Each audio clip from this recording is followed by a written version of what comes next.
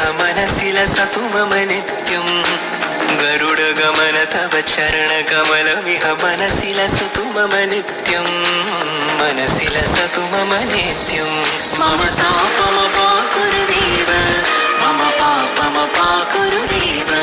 मम तापमपाकुरुदेव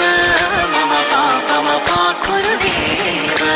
जलजनयन विधिनमुचिहरण मुख विबुध विनुत पद पद्म जलजनयन विधिनमुचिहरण मुख विबुध